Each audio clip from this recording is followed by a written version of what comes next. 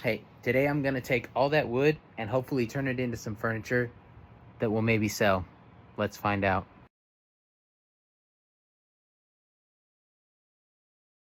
Okay, now that the boards are all cut, it's time to assemble and paint. That's the fun parts. Cutting wood sucks. This is the fun part.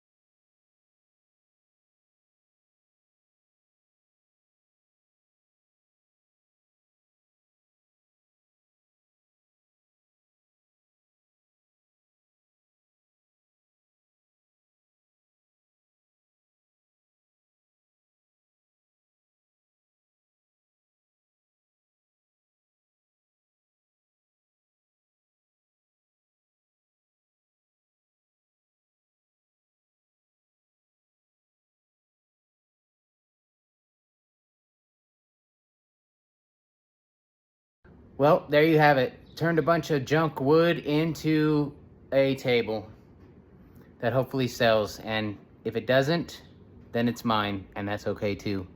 It was a fun build. I enjoyed it thoroughly. Have a great day. Thanks for watching.